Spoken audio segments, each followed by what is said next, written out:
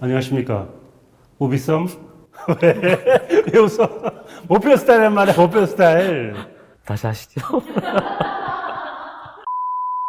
안녕하십니까. 무비썸 김중영입니다. 안녕하세요. 무비썸 송경원입니다. 네. 제가 오늘 한껏 폼을 잡고 있는 이유는 네. 영화 속의 한 캐릭터를 따라하고 있는 건데요. 바로 모피어스입니다. 네. 매트릭스의 차마 네오를 따라할 수 없어요, 제가. 옷은 네오처럼 입고 왔지만, 키아누 리브스를 덜먹일 수는 없기 때문에, 네, 모피어스를 따라해봤습니다. 롱코트 입으시고. 네. 매트릭스 4가 이제 곧 고치라고 해봤자 뭐 한 1년 남짓 기다려야 되겠지만 개봉을 앞두고 있는데 그 개봉을 생각하면서 매트릭스 1, 2, 3의 세계관을 한번 살펴보면서 매트릭스가 남긴 20년 동안의 흔적을 한번 찾아보면 어떨까 그런 생각으로 기획이 된 거고요. 저는 지금도 매트릭스를 보고 내려왔던 지하 주차장이 기억이 나요. 그 주차장에 내려왔는데 심야 영화 봤거든요. 황량한 그 주차장 공간에서 왠지 누군가 나타날 것 같은 그런 느낌이 들었고 그게 벌써 20년이 지났다고 생각을 하니까 그동안 난 뭘 했나 이런 생각이 들기도 하고 참 많은 게 변했다. 실제로 개봉 당시에도 그렇게까지 많은 관객이 들 줄 아무도 몰랐던 영화거든요. 그런데 불구하고 끝나고 나니까 서점에 철학으로 매트릭스 읽기 뭐 이런 식으로 읽었어요. 온갖 인접 학문에서 다 매트릭스 얘기를 하고 있는 거예요. 심지어는 불교, 온갖 종교에서도 다 건드리고 있는 영화였고 사실 이 영화가 보여준 영상적인 감각이라든지 제일 유명했던 블리타임이나 시간 느리게 하는 혹은 뭐 플로모션이라고 360도 회전에서 보여준 이거. 사실 그런 거 이거 사막인가? 네. 있잖아요. 네. 그런 장면들은 사실 MTV나 뮤직비디오에서 굉장히 많이 보여줬던 기법들이거든요. 근데 그게 본격적으로 영화 서사에 녹아들었다. 그리고 하나의 스타일로 자리 잡았다. 그리고 이 정도 길이에 되는 영화에서 위화감 없이 녹아든다. 이거 자체가 굉장히 충격적인 어떤 영상 감각으로 다가왔고 이야기는 정말 옛날 이야기를 가지고 오되 형식은 가장 최신 트렌드를 반영하여서 이 두 개를 딱 접목시키니까 완전 새로운 세계가 나온 거죠. 그렇죠. 자, 그러면 수많은 그 매트릭스의 레퍼런스들이 있는데 제일 중요하게 알아야 될 좀 레퍼런스들을 짚어주시면 좋을 것 같아요. 매트릭스 1편을 놓고 얘기를 주로 해보면 사실 네오, 트리니티, 사이퍼 이 이름들은 다 성경에 기반한 네오는 더 원을 얘기하는 거고 더 원을 상징하는 101 이런 숫자 방숫자도 계속 나오고 트리니티 3위일체 모피어스 예언자 이거는 성경에 나오는 것들 그대로 어떻게 보면 1차원적으로 차용해 온 거고 모피어스는 약간 꿈의 신이죠. 꿈에서 역할을 하는. 그 뼈대 이외에 비주얼들은 여러 영화에서 차용을 해왔는데 큰 축을 두 개 잡으면 공각기동대랑 아키라 네. 알약 얘기할 때 토탈 리콜 같은 거 많이 언급되기도 하고 흰토끼 얘기 나오면서 하는 건 이상한 나라의 레이스 같은 그런 구조를 따오는 것도 있었고 약간 동양 문화에 심취해 있잖아요. 요소스키 형제가 그렇죠. 그러다 보니 여러 가지 무술이나 이런 것들을 많이 따오는데 꽤 많이 따온 것 중에 하나가 정무문에서 나왔던 장면들 또 그 액션 씬에서는 기본적으로 이게 지금 복장처럼 일종의 누아르 무비 그렇죠. 특히 홍콩 누아르의 영향을 많이 받아서 코트. 총격씬 같은 거는 홍콩 누아르 미장센들을 되게 많이 따왔고 저는 이 영화 보고 나서 제일 먼저 떠오른 건 일단 트루먼 쇼였던 것 같아요. 트루먼 쇼에서 마지막에 트루먼 쇼의 스포일러까지 하면 안 되니까 마지막 순간에 선택한 어떤 장면들이 네오가 각성하는 순간과 닮아 있다는 느낌이 들고요. 또 2편, 3편은 약간 기계와의 전투 속에서 그 기계음 그리고 기계가 부딪힌 소리가 되게 강렬하게 들리잖아요. 그거 약간 스타쉽 트루퍼스 기계와 싸우는 그런 느낌도 있고 그런 다양한 어떤 영화 안팎의 다양한 레퍼런스들이 이 한 편의 영화를 완성한 것 같다는 생각이 들더라고요.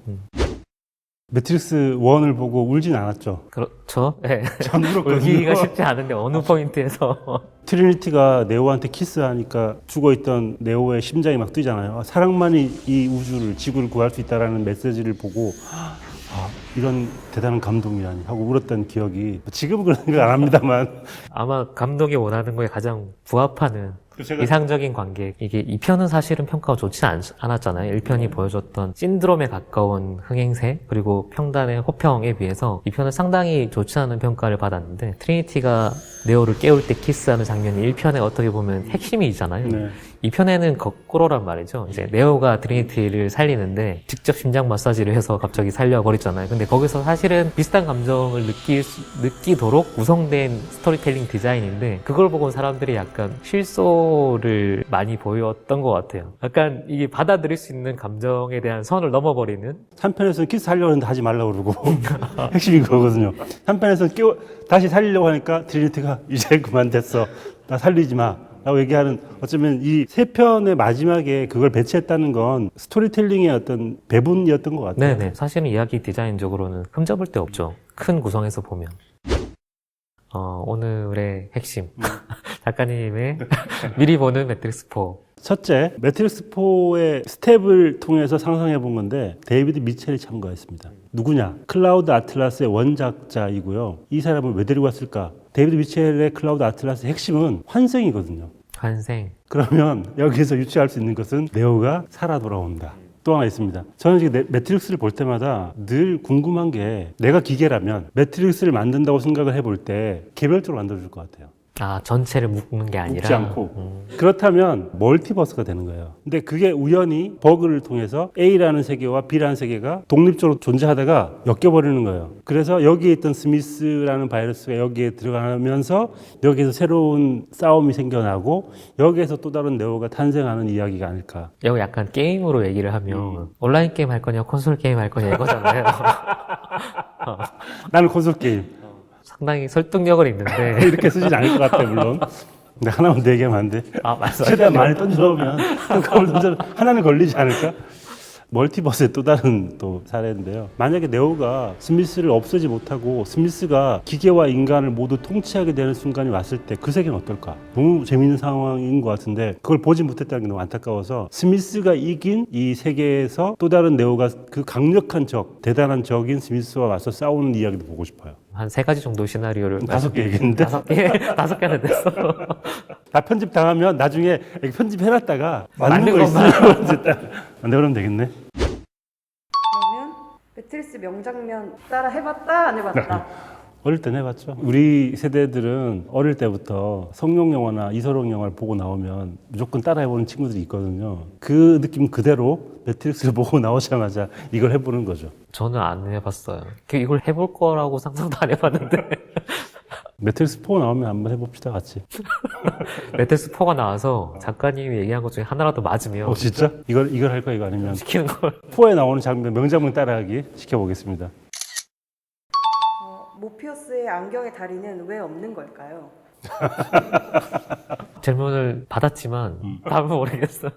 로렌스 피시번이 얼굴이 좀 커요. 그래가지고 이게 맞는 안경테가 없어가지고 다 부러뜨려 먹고 가운데만 남은 게 아닌가라는 생각도 들기도 하고. 이게 눌렸다고 생각하면 별로 안 멋있긴 안 하네요. 멋있잖아요. 네. 네. 그리고 메로빈지언 찾아갈 때 멀리서 빛이 비칠 때 모피어스의 눈이 약간 반사되는 장면이 있어요. 그 장면이 되게 멋있거든요. 근데 그렇게 할 때 이 안경테가 있는 것보다는 이 알 두 개가만 딱 보였을 때 약간 동물의 그 안광 같은 느낌 같은 게 있어가지고 그런 효과를 주기 위해서 약간 눈알만 강조한 형태의 디자인이 나온 게 아닌가. 눈동자처럼 보이긴 하거든요, 확실히. 그냥 완전 검은색 눈동자가 2개 박혀 있는 것처럼 보여서 훨씬 더 그 인물의 존재감을 살리는 것 같아요. 네오는 약간 이렇게 돼 있잖아요, 눈이. 그게 또 약간 어떤 동물을 연상시키기도 하고, 모피어스는 동그란 2개의 눈 같은 게 약간 표범이나 그런 식의 어떤 동물을 떠올리게 되기도 하고. 정말 하찮은 질문에 열심히 대답해 야, 주셔서 이게 감사합니다. 우리 핵심이야.